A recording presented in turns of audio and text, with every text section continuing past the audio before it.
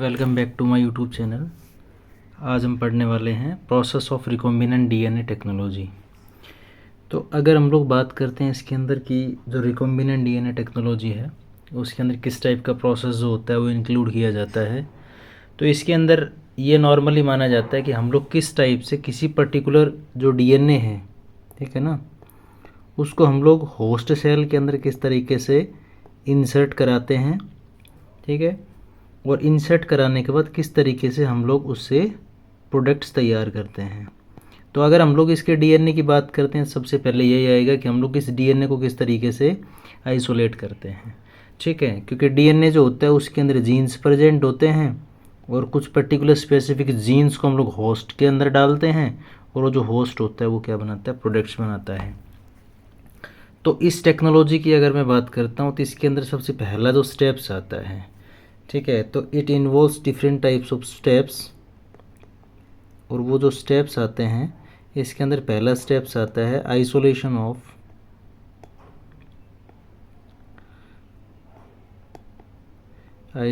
Of genetic material.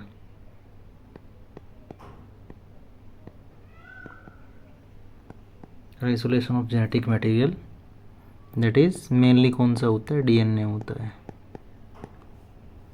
ठीक है। तो या तो आपको डीएनए निकालना है वहाँ से या आपको प्लाज्मिड निकालना है। सेकंड जो आता है cutting of DNA at specific point, कि स्पेसिफिक पॉइंट्स के ऊपर से डीएनए को हम लोग कट करेंगे, ठीक है, या फिर हम लोग इसको लोकेशन बोल सकते हैं, स्पेसिफिक लोकेशंस के ऊपर। अब देखो, मान लो for example this is DNA और इस डीएनए के अंदर से आपको इतना टुकड़ा चाहिए, तो हमें इसको क्या कराना पड़ेगा, कट कराना पड़ेगा पर्टिकुलर एंजाइम से, ठीक है। थर्ड जो स्टेप्स आता है वो आता है separation and isolation. Separation and isolation of A desired DNA.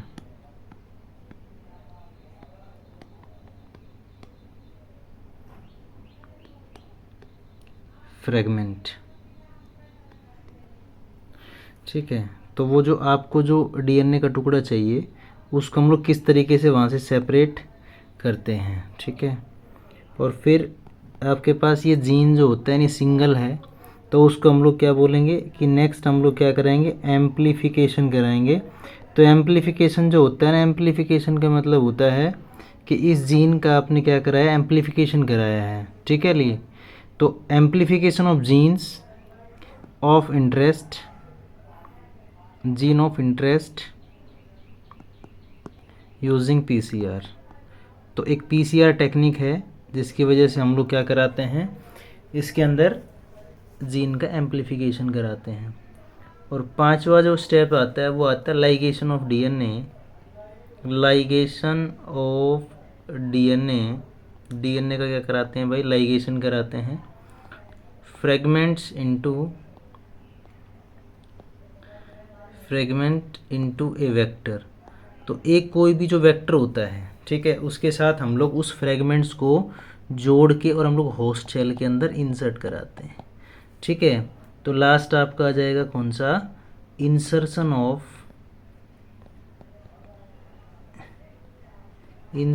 Of transferring the recombinant DNA into the host cell या ऑर्गेनिज्म, ठीक है। तो देखो सबसे पहले क्या होता है, आइसोलेशन ऑफ जेनेटिक मटेरियल, ठीक है। जैसे मान लो कोई भी बैक्टीरिया है और उस बैक्टीरिया के अंदर एक पर्टिकुलर टाइप का डीएनए है, ठीक है, और उस डीएनए को हम लोग निकालना चाहते हैं यहाँ से, ठीक है, तो उसको हम लोग बोलते हैं आइसोलेशन। अब जो डीएनए आपने निकाला, ठीक है, उसको स्पेसिफिक पॉइंट के ऊपर कट किया जाता है, क्योंकि डीएनए जो है उसके अंदर पर्टिकुलर टाइप का वो जीन्स प्रेजेंट होता है, ठीक है, जिसको हम लोग क्या करते हैं, इंसर्ट कराते हैं किसके अंदर, होस्ट सेल के अंदर प्रोडक्ट्स बनाने के लिए। अब देखो बहुत सारे फ्रेगमेंट्स जो हैं वो कट किए जाते हैं, मतलब बहुत सारे फ्रेगमेंट्स का फॉर्मेशन होता है जब हम लोग रेस्ट्रिक्शन एंडोन्यूक्लियस एंजाइम इसके अंदर यूज़ करते हैं। तो उसके बाद क्या होता है कि जो आपने जीन सेलेक्ट किया है उसको हम लोग पीसीआर टेक्निक के द्वारा उसकी नंबर ऑफ़ कॉपीज जो होते हैं वो क्या कर देते हैं, बढ़ा देते हैं, ठीक है।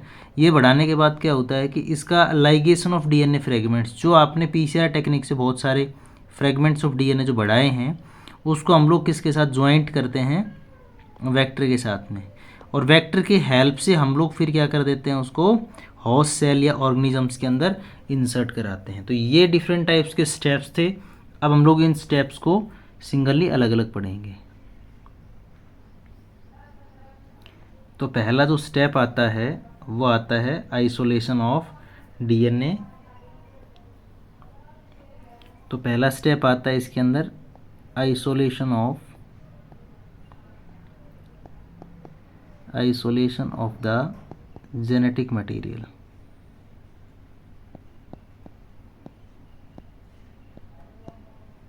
तो इसके अंदर अगर मैं आइसोलेशन ऑफ जेनेटिक मटेरियल्स की बात करता हूँ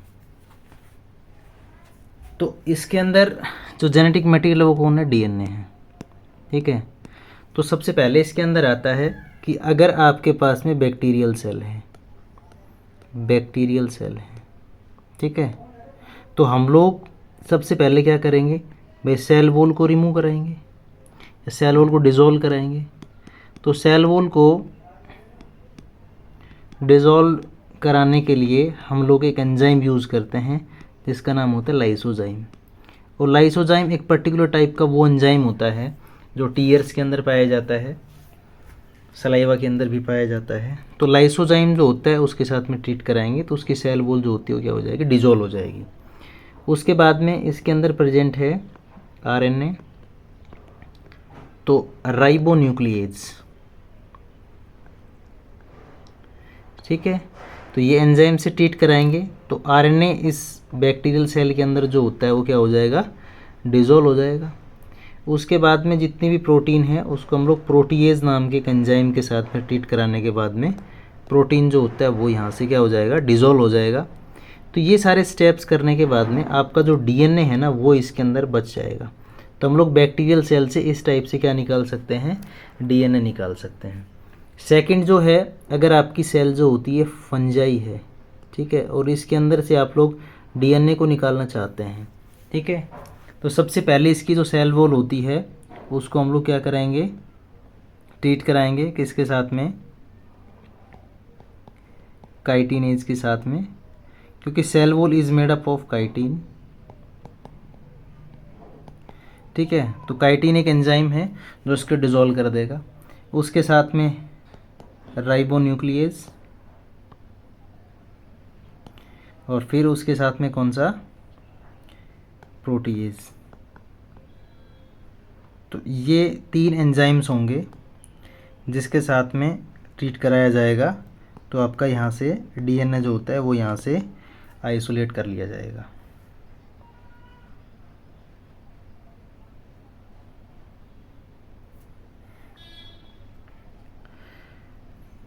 उसके अलावा अगर आपकी सेल कौन सी है, प्लांट सेल है, ठीक है, तो प्लांट सेल की अगर मैं बात करता हूँ तो प्लांट सेल के अंदर जो सेल वॉल है, ठीक है, उसको हम लोग डिज़ोल्व कराते हैं with the help of cellulase enzyme, क्योंकि ये किससे बनी हुई है, सेल्यूलोज से बनी हुई है। जो डीएनए है उसको निकालना है तो जो आरएनए होता है उसको भी हम लोग राइबोन्यूक्लियेज से डिज़ोल्व करा देंगे। तो आपका रिमेनिंग जो बचेगा वो क्या बचेगा, डीएनए बचेगा। इस तरीके से अगर आपकी बैक्टीरियल सेल है, प्लांट सेल है और फंजाई है तो इन तीनों के अंदर से हम लोग डीएनए को इजीली निकाल सकते हैं। ठीक है, तो ये आपका कौन सा था, फर्स्ट स्टेप था। अब देखो, अब हमने क्या कर लिया कि डीएनए जो होता है ना वो इस टाइप से निकल के आ गया आपके पास में। ठीक है, अब हम सेकंड जो स्टेप करेंगे वो इस डीएनए को डिफरेंट टाइप्स के छोटे छोटे पीसीज के अंदर तोड़ देंगे। ठीक है, तो वो नेक्स्ट आता है cutting of DNA of specific locations.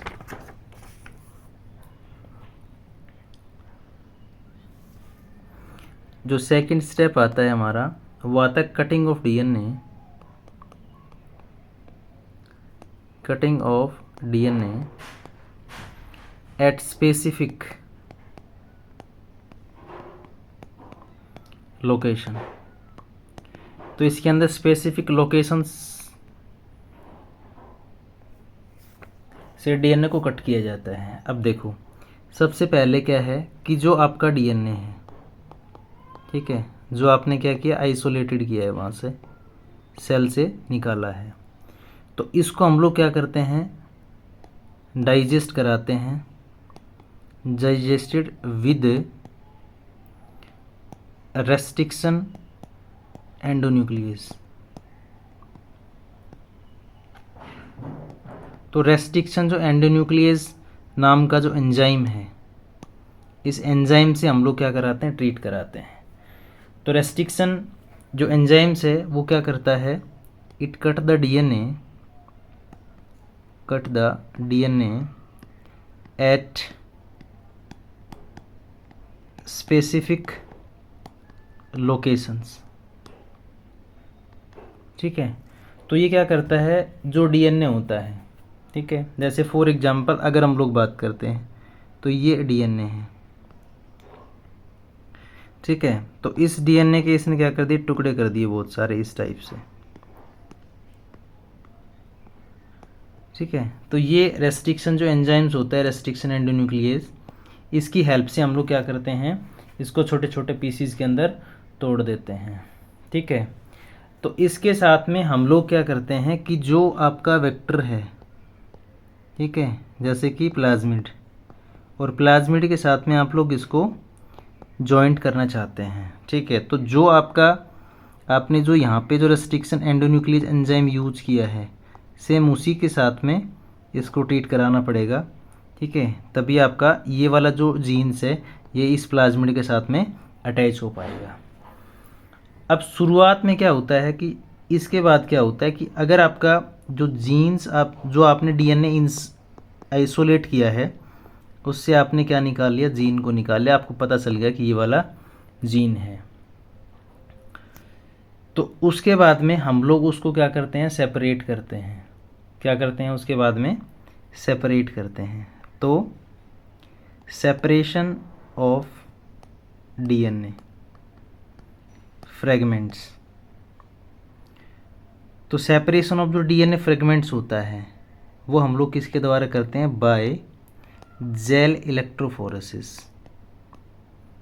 Bye gel electrophoresis. तो ये एक टेक्निक है जेल इलेक्ट्रोफोरेसिस।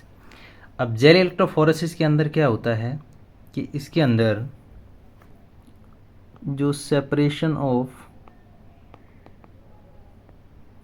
डीएनए फ्रेगमेंट्स, तो डीएनए फ्रेगमेंट्स जो हैं उसको हम लोग सेपरेट करते हैं। तो इसके अंदर क्या होता है कि एक टेक्निक है जेल इलेक्ट्रोफोरेसिस। तो जेल इलेक्ट्रोफोरेसिस जो होता है, इससे क्या किया जाता है, जैसे इस टाइप की एक स्लैब होती है, ठीक है, जो एग्रोज जेल की होती है, इसमें ये जो वेल होता है और ये एग्रोज जेल जो है, जो कि सीवीड से एक्सट्रैक्ट किया जाता है, जेल होता है ये, हम लोग इसको एक पर्टिकुलर सांचे के अंदर डालते हैं। तो इसके अंदर क्या होता है, इसके अंदर सीविंग इफेक्ट होता है। तो डीएनए के जो टुकड़े हैं वो आपको इसके अंदर लोड कर देने हैं, और इसके अंदर हम लोग क्या करेंगे, इलेक्ट्रिक फील्ड अप्लाई करेंगे। तो आपका जो डीएनए होता है उसके ऊपर पता होगा कि नेगेटिव चार्ज होता है, डीएनए के ऊपर क्या होता है, नेगेटिव चार्ज होता है। ठीक है, और नेगेटिव चार्ज अट्रैक्ट करता है किसको, पॉजिटिव चार्ज को, या ये चला जाएगा किसकी तरफ, पॉजिटिव चार्ज की तरफ। तो हमने यहाँ पे पॉजिटिव चार्ज अप्लाई कर दिया, यहाँ पे नेगेटिव चार्ज है, तो आपने इलेक्ट्रिक पोटेंशियल डिफरेंस क्रिएट कर दिया यहाँ पे।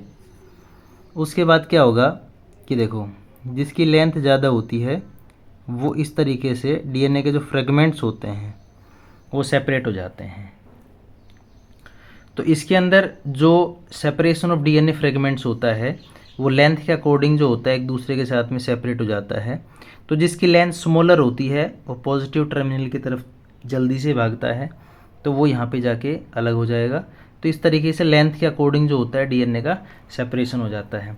तो इसके अंदर फॉर एग्जांपल ये आपका जो डीएनए का जो टुकड़ा था, ठीक है, ये आपने यहाँ से क्या कर लिया, अलग कर लिया, ठीक है। तो यहाँ से अलग किया जाता है, तो उस टेक्निक को हम लोग इल्यूजन कहते हैं। तो इल्यूजन के द्वारा इस जो डीएनए का फ्रेगमेंट्स जो हैं वो आपने यहाँ से अलग कर लिया। इसके बाद जो नेक्स्ट स्टेप आता है वो आता है कि जो आपका जीन है, ठीक है, वो कैसा है, स्मॉलर है, ठीक है। तो इसको हम लोग क्या करना चाहते हैं, एम्प्लीफिकेशन करना चाहते हैं। क्या करना चाहते हैं, एम्प्लीफिकेशन करना चाहते हैं। तो वो जो एम्प्लीफिकेशन है, ठीक है, वो हम लोग किस टाइप से करते हैं वो हम लोग पढ़ेंगे नेक्स्ट स्टेप में। तो नेक्स्ट है एम्प्लीफिकेशन ऑफ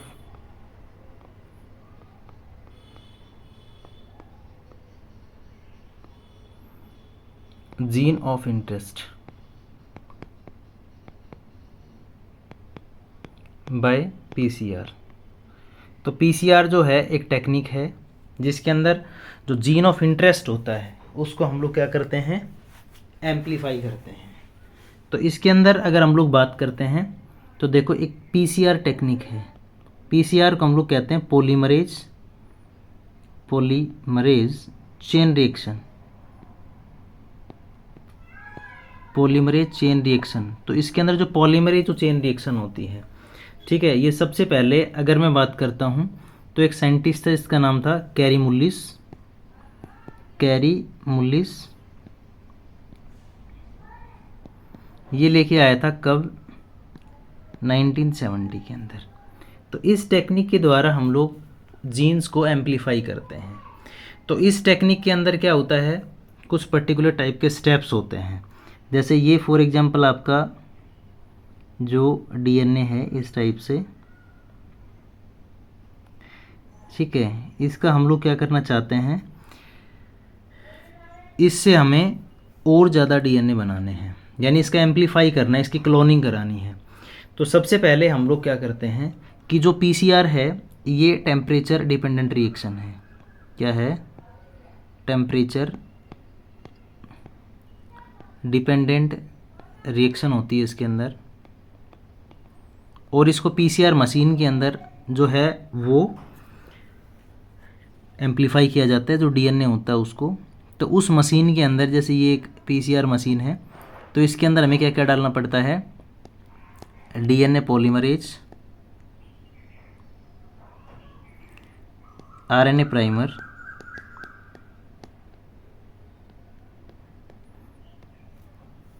न्यूक्लियोटाइड्स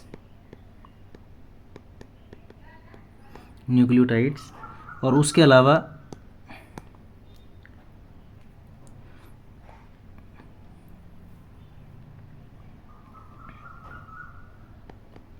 प्राइमेज। और इस मशीन के अंदर जो टेम्परेचर होता है उसका बहुत इंपॉर्टेंट रोल होता है, तो उसको एडजस्ट करना पड़ता है। तो इस टेक्निक के अंदर सबसे पहला जो स्टेप आता है इसका, वो आता है डीनेचुरेशन। तो डीनेचुरेशन के अंदर क्या होता है कि ये जो आपका DNA, for example this is type of DNA, this is gene. तो ये सबसे पहले क्या होगा, 94 डिग्री सेल्सियस टेम्परेचर के ऊपर इसके अंदर डीनेचुरेशन हो जाएगा इस टाइप से। तो डीनेचुरेशन का मतलब होता है कि इसके अंदर जो हाइड्रोजन बॉन्ड होते हैं, कौन से बॉन्ड, हाइड्रोजन बॉन्ड, वो इसके अंदर क्या हो जाएंगे, ब्रेक्स हो जाएंगे। जैसे हाइड्रोजन बॉन्ड ब्रेक्स होंगे, ठीक है, तो हाइड्रोजन बॉन्ड के ब्रेक्स होते ही ये दोनों स्टैंड्स एक दूसरे के साथ में सेपरेट हो जाएंगे, ठीक है। सेकंड जो स्टेप आता है वो आता है एनिलीन।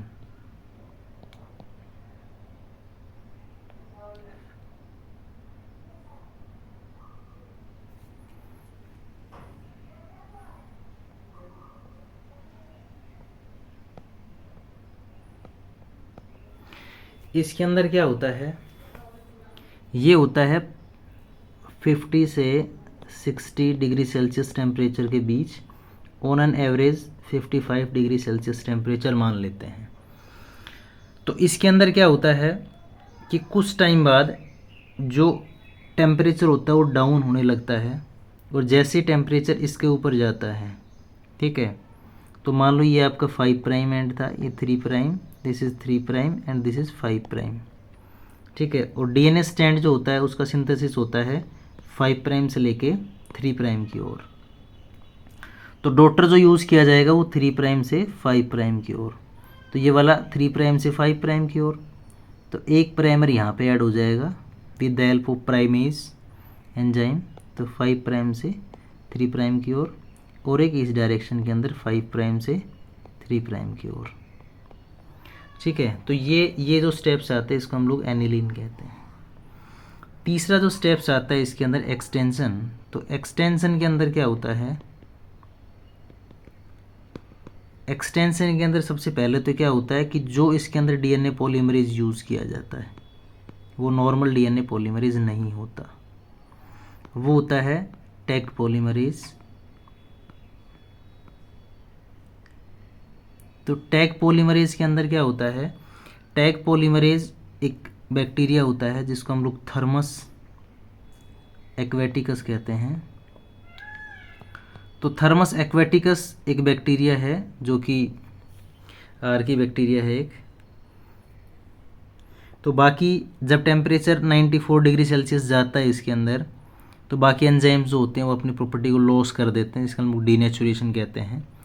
बट ये जो एंजाइम होता है टैग पॉलीमरेज, ये एंजाइम जो होता है हाई टेम्परेचर के ऊपर भी रेसिस्टेंट रहता है और ये अपनी प्रॉपर्टी को लॉस नहीं कर पाता। तो इसलिए जो थर्मस एक्वेटिकस नाम का एक बैक्टीरिया है उससे इसको एक्सट्रैक्ट किया जाता है। तो ये जो टैग पॉलीमरेज है, ठीक है, ये क्या करेगा इसके अंदर, जो ये आपने प्राइमर डाले थे ऑलरेडी इसके अंदर, ठीक है, तो ये क्या करना स्टार्ट कर देगा, न्यूक्लियोटाइड को ऐड करना स्टार्ट कर देगा। अब न्यूक्लियोटाइड ऐड होते जाएंगे इस डायरेक्शन के अंदर और इस डायरेक्शन के अंदर, ठीक है। और ये जो स्टेप्स होता है ये होता है 70 से 72 डिग्री सेल्सियस टेम्परेचर के ऊपर। तो ये जो थर्मस एक्वेटिकस होता है ये जो भी न्यूक्लियोटाइड्स होता है उसको ऐड करता जाता है, ठीक है, अकॉर्डिंग टू देयर बेसिस। तो ये ऐड करता जाएगा और आपका जो डीएनए है वो यहाँ पे एम्पलीफाई करता रहेगा, ठीक है। तो ये लॉन्ग टाइम तक ये जो स्टेप्स होते हैं ये चलते रहते हैं, ठीक है। जैसे फर्स्ट जनरेशन के अंदर एक डीएनए से 2 डीएनए बने, फिर 2 से 4, तो इस टाइप से 1 मिलियन कॉपीज़ तैयार हो जाती है at the end of 30 PCR cycles, ठीक है। तो ये इस तरीके से आपका जो डीएनए होता है वो क्या होता रहता है, एम्पलीफाई होता रहता है। उसके बाद में जो नेक्स्ट स्टेप आता है इसके अंदर वो आता है इंसर्शन ऑफ रिकॉम्बिनेंट डीएनए। अब देखो हम लोगों ने क्या किया, जो जीन था, ठीक है, वो आपका क्या हो गया, यहाँ पे एम्पलीफाई हो गया, उसकी क्या हो गई, एम्पलीफिकेशन हो गई। तो एम्पलीफिकेशन का मतलब होता है यहाँ पे आपने क्या कर लिया, क्लोनिंग कर दिया उसको। क्लोनिंग का मतलब बहुत सारे डुप्लीकेट कॉपीज़ तैयार कर दी, ठीक है। अब इसके इस जीन को हम लोग क्या करते हैं, लाइगेट कराते हैं, ligate with the vector, with the vector, ठीक है। तो इसके अंदर क्या कराते हैं, वेक्टर के साथ में हम लोग क्या कराते हैं, लाइगेट कराते हैं with the help of enzyme ligase, ठीक है। अब जो नेक्स्ट स्टेप आता है इसका वो आता है इंसर्शन ऑफ। अब देखो ये वाला जो वेक्टर डीएनए था वो वाला, और आपने जो जीन्स वाला डीएनए, इन दोनों को एक दूसरे के साथ में आपने क्या कर दिया, जॉइंट कर दिया, तो क्या बन गया, रिकॉम्बिनेंट डीएनए बन गया। क्या बन गया इसके अंदर, रिकॉम्बिनेंट डीएनए बन गया। उसके बाद में जो नेक्स्ट स्टेप आता है कि जो ये रिकॉम्बिनेंट डीएनए है इसको हम लोग होस्ट सेल के अंदर इंसर्ट कराएंगे। तो नेक्स्ट जो स्टेप आता है वो आता है insertion of recombinant DNA into host cell. जो होस्ट सेल है उसके अंदर हम लोग इसको डालेंगे, ठीक है।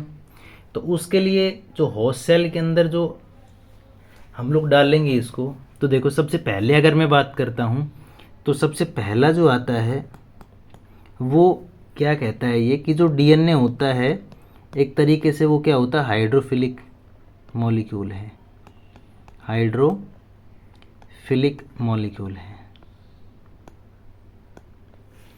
ठीक है। और इजीली जो सेल मेम्ब्रेन है उसके अंदर से ये पास नहीं हो सकता। तो इसलिए जो बैक्टीरिया है, फॉर एग्जांपल जिसके अंदर आप लोग इंसर्ट कराना चाहते हैं, या कोई भी सेल है या कोई भी ऑर्गेनिजम्स है, उसको क्या बनाना पड़ता है, कॉम्पिटेंट बनाना पड़ता है, जो कि हम लोग लास्ट लेक्चर में पढ़ चुके हैं, ठीक है। तो कॉम्पिटेंट जो होता है वो तैयार किया जाता है इस सेल को। तो सबसे पहले क्या किया जाता है कि हम लोग डाइवेलेंट कैटाइन, ठीक है, नॉर्मली कैल्शियम, उसके साथ में इसको रिएक्ट कराया जाता है, ठीक है, कि वो क्या कर दे, इसकी एफिशिएंसी को इंक्रीज़ कर दे, कि डीएनए जो होता है वो इजीली किसके अंदर चला जाए, बैक्टीरिया के अंदर चला जाए, ठीक है। तो जो डाइवेलेंट कैटाइन जो है वो उसके साथ में किसको रिएक्ट कराया जाएगा, जो बैक्टीरियल सेल है उसको रिएक्ट कराया जाएगा। उसके बाद में हम लोग इसके अंदर एक टेक्नोलॉजी यूज़ करते हैं जिसको हम लोग कहते हैं heat and shock method, heat and shock method. तो इस हीट एंड शॉक मेथड के अंदर क्या होता है कि सबसे पहले जो बैक्टीरिया है, ठीक है, और दूसरा जो डीएनए आप लोग इसके अंदर डालना चाहते हो, इन दोनों को सबसे पहले ले जाया जाएगा किसके अंदर, 42 डिग्री सेल्सियस टेम्परेचर के ऊपर, ठीक है। तो इससे पहले हीट और आइस का कॉम्बिनेशन होता है इसके अंदर, हीट और आइस का। तो सबसे पहले हम लोग ले जाएंगे इसको किसके ऊपर, आइस के ऊपर, फिर हम लोग ले जाएंगे इसको हीट के ऊपर, और देन फिर हम लोग ले जाएंगे उसको आइस के ऊपर, ठीक है। तो आइस के अंदर जब हम लोग ले जाएंगे, ठीक है, तो क्या हो जाता है, श्रिंक हो जाती है बैक्टीरियल सेल, ठीक है। और आपने क्या रखा है उसके साथ में, डीएनए को रखा हुआ है। फिर हम लोग उसको हीट पे ले जाएंगे तो वो फैलेगी, और फिर दोबारा आइस पे ले जाएंगे तो क्या करेगी, सिकुड़ेगी। तो ये तीनों जो स्टेप्स फॉलो किए जाते हैं इसके अंदर, इसकी वजह से जो आपका डीएनए होता है वो इजीली होस्ट सेल के अंदर इंसर्ट हो जाता है। तो एक तो ये मेथड आता है जिसको हम लोग हीट एंड शॉक मेथड कहते हैं। उसके अलावा जो सेकंड मेथड जो आता है जिसको हम लोग डायरेक्ट मेथड बोल सकते हैं, तो सेकंड मेथड जो आता है इसके अंदर वो आता है माइक्रो इंजेक्शन। तो माइक्रो जो इंजेक्शन है इसके अंदर क्या किया जाता है कि जो रिकॉम्बिनेंट डीएनए है, रिकॉम्बिनेंट डीएनए है, उसको डायरेक्टली क्या किया जाता है, इंजेक्ट किया जाता है, injected into nucleus of animal cell, ठीक है। कि अगर आपको एनिमल सेल के अंदर इंसर्ट कराना है तो हम लोग इसको इजीली क्या कर सकते हैं, एनिमल सेल के न्यूक्लियस में डाल सकते हैं। जो नेक्स्ट जो थर्ड मेथड आता है वो आता है बायोलिस्टिक और gene gun method, gene gun method ये आता है, ठीक है। तो इसके अंदर सबसे पहले हम लोग क्या करते हैं कि जो आपका डीएनए है, ठीक है, उसको सबसे पहले गोल्ड पार्टिकल के साथ में या जो टंगस्टन होता है उसके साथ में कोटेड कराते हैं। ठीक है, करा दिया। इसके बाद में क्या होता है, इसको हम लोग जो इसमें गन है, ठीक है, जिसको आप लोग जीन गन कहते हैं, उसके अंदर इसको क्या किया जाता है, इंसर्ट किया जाता है। सबसे पहले तो क्या है कि देखो जो गोल्ड पार्टिकल्स है ये एक्चुअली में क्या होता है, इनर्ट है। ठीक है, और ये बरस्ट ना हो डीएनए, इस वजह से इसके साथ में इसको मिक्स किया जाता है। तो गन के अंदर डाल के और सेल के ऊपर हाई वेलोसिटी से, किससे, हाई वेलोसिटी से, और वेलोसिटी इतनी भी नहीं होनी चाहिए कि सेल पूरी ब्रस्ट हो जाए, और हम लोग उसको बम्बारमेंट कराते हैं जीन गन को, किसके अंदर, सेल के अंदर। तो वो जो डीएनए जो मॉलिक्यूल है वो इजीली इसके अंदर इंसर्ट हो जाता है। तो ये मेथड्स आते हैं। उसके अलावा बहुत सारे मेथड्स वेक्टर वाले मेथड्स होते हैं, जैसे एग्रोबैक्टीरियम। ठीक है, एग्रोबैक्टीरियम जो होता है वो वाला मेथड यूज़ किया जाता है। उसके अलावा रेट्रोवायरस होता है। ठीक है, तो रेट्रोवायरस जो होता है वो नॉर्मली हम लोग एनिमल सेल के लिए, और जो एग्रोबैक्टीरियम होता है नॉर्मली प्लांट सेल के लिए बेटर वेक्टर मानते हैं। तो इन सभी की वजह से हम लोग जो होते हैं वो क्या कराते हैं, इसको इंसर्ट कराते हैं। तो इस वीडियो के अंदर हमने इतना ही डाला है। नेक्स्ट जो हम लोग उस किस तरीके से इस सेल को कल्चर कराते हैं, ठीक है, या फिर जो अदर जो इसके और जो स्टेप्स रहते हैं हमारे, ठीक है, कि फॉरेगन जीन्स प्रोडक्ट किस तरीके से, फिर डाउन स्ट्रीमिंग प्रोसेसिंग जो होता है, तो 3 स्टेप रहते हैं, वो हम लोग नेक्स्ट वीडियो में करेंगे। आज के लिए इतना ही काफ़ी। Thank you.